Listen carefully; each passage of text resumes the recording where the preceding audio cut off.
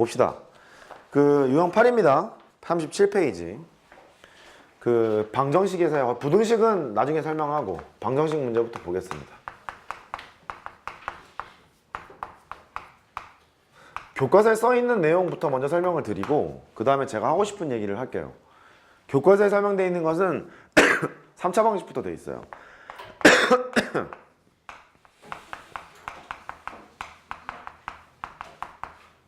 3차 방식의 근의 판별.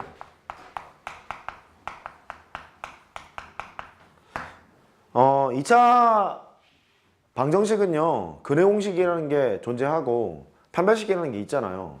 3차 방식은 고교육과정 배우지 않아요. 근의 공식이 있기는 있는데 되게 복잡하고요. 그럼 근의 공식도 모르는 데다가 그럼 당연히 판별식도 모르지 않겠어요? 그러니까 근을 판별을 하려면 예를 들어서 서로 다른 3개의 실근을 갖느냐, 서로 다른 2개의 실근을 갖느냐, 뭐 1개의 실근을 갖느냐, 이런 근의 개수를 판별을 하려면 판별식 갖고는 통용이 안 된다. 그럼 그래프로 한번 해석을 해야 되겠구나. 이게 일단 딱 들어와야 돼. 왜냐하면 방정식의 근을 분석하겠다는 소리는 함수의 엑셀편을 가지고 근을 분석하겠다는 소리니까 얘를 함수로 바라보자는 소리거든. 이렇게.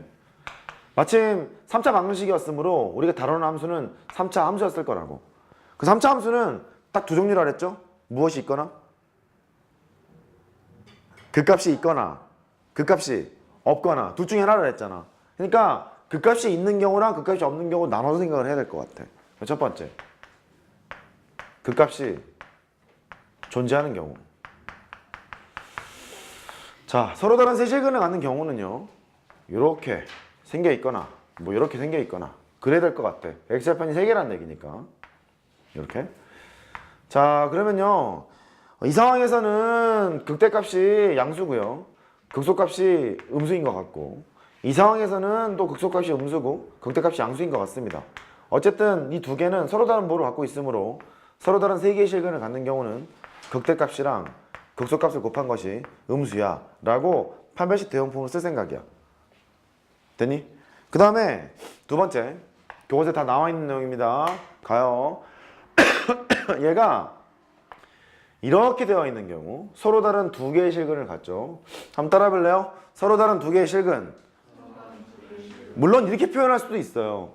한 개의 중근과 하나의 실근을 가져요 라고 표현해도 됩니다. 서로 다른 2개의 실근 해도 되고, 한 개의 실근과 한 개의 중근을 가져요 이렇게 되죠. 여기가 중근 파트야. 중근에서 반사가 된다는 것도 아셔야 됩니다. 중근에서 반사가 되죠.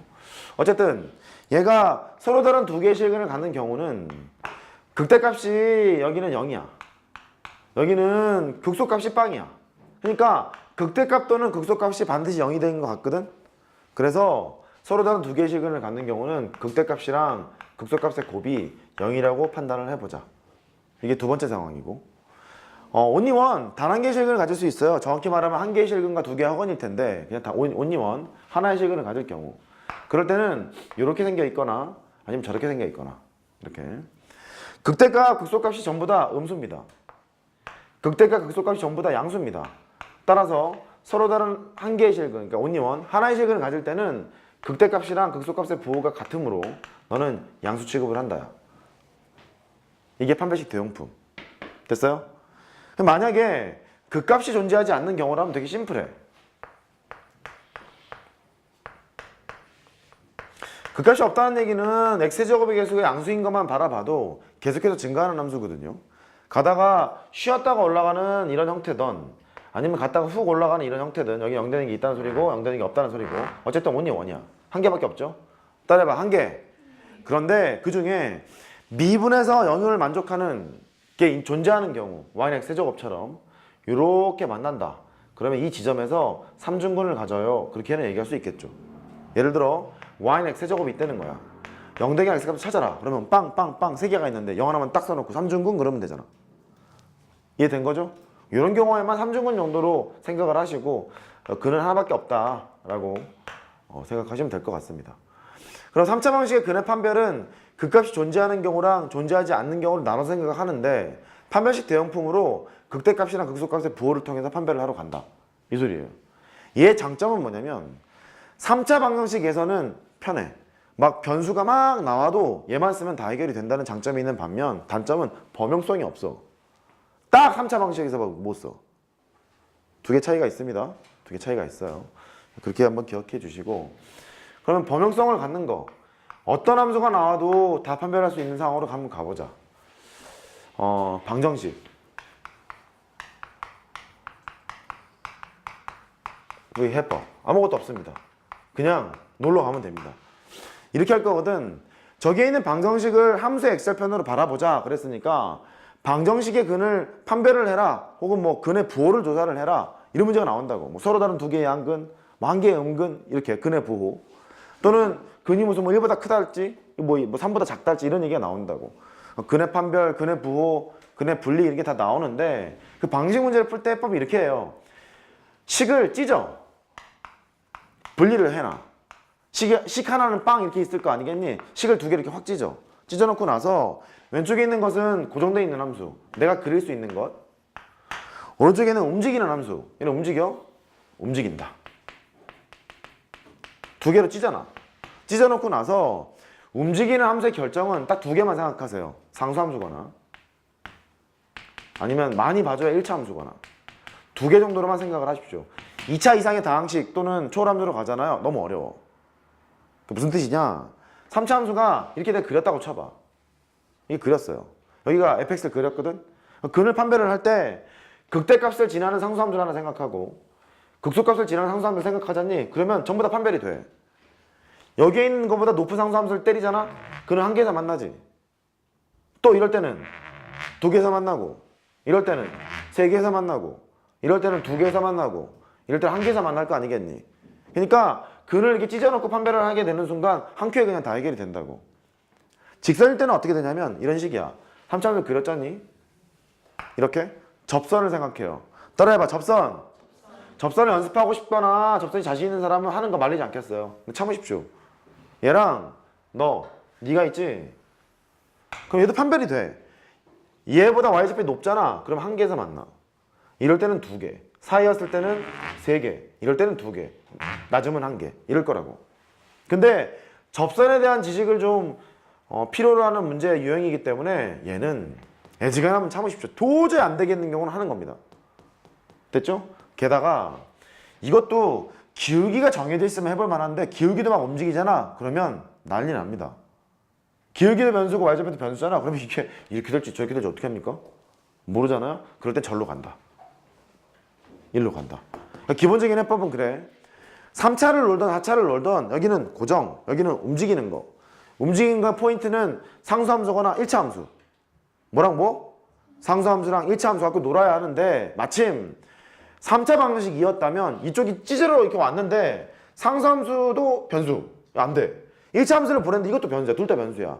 기울기랑 y좌표이 변수잖아. 그러면 이거 안 된다는 소리야. 이게 힘들다는 소리야. 그럴 때 일로 가. 가끔 내신에 나와. 이해됐어요? 그래. 그럼 이렇게 하면 되겠다. 범용성을 가진 이 방법으로 모든 문제를 풀되 상수함수나 1차 함수로 찢게 되는 순간 1차 함수가 기울기랑 y좌표 둘 다 동시에 변수잖아요. 그럴 때는 3차 함수일 때만 절로 간다. 이해됐어요? 오케이. 됐습니다.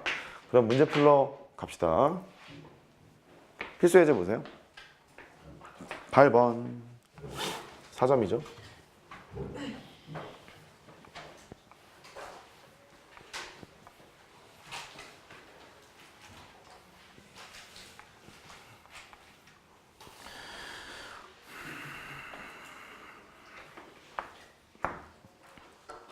fx랑 gx가 있대요. 근데 방정식이 두 개를 연립한 이 방정식이란 소리는 y는 fx랑 y는 gx의 교점의 x좌표를 바라보자는 소리고, 그 교점의 x좌표가 서로 다른 두 개의 양근과 한 개의 음의 실근을 갖도록 모든 정수 a의 개수를 구해보세요. 그랬습니다.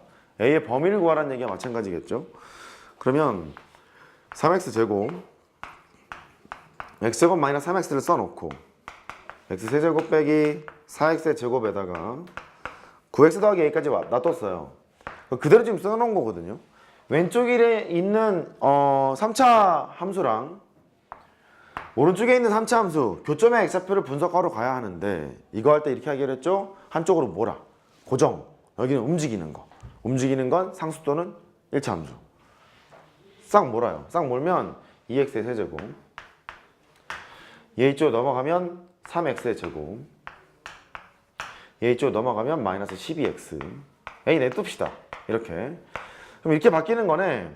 왼쪽에 있는 함수를 hx 정도로 놓자. 여기는 그릴 수 있는 것 같습니다. hx라고 놓자. 오른쪽에 있는 함수를 y는 a라는 상수 함수라고 생각하자. 왼쪽 그린 다음에 이거 왔다리 갔다리. 그렇게 생각입니다.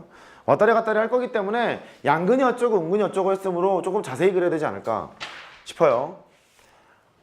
미분해 봅시다. h'x 6x의 제곱 6x 빼기 12는 빵이야. 물론 도함수는 2분이십니다. 네가 도함수입니다만 극점의 x표를 구하기 위해서 양변 6을 나눠서 처리를 하려고 합니다. x제곱 더하기 x-2는 빵. x 더하기 2랑 x-1로 인수분해가 됐고 극점의 x표가 마이너스 2랑 1이 나왔어. 이렇게. 그럼 그래프를 이제 그리러 가야죠. 일단 대략 그려보자. 마이너스 1이랑 1에서 극값을 갖는 극값 존재하는 경우 너희가 마이너스 2고요. 얘가 1이고 이렇게. 좀 양근은근 얘기를 했기 때문에 조금 자세히 그려야 돼. 절편도 좀 찾고 x축, y축이 어디 있는지 좀 그리고 해야 될 것 같습니다. 보시면 0,0 지나 얘. 0 집으면 0 나와. 0,0 지나는 거니까 0이 이쯤에 있다고 치자. 0,0을 지난다는 소리니까 여기가 y축, 여기가 x축. 이렇게 그리고 극대값 극소값 찾으러 가야 될 것 같습니다. 그래서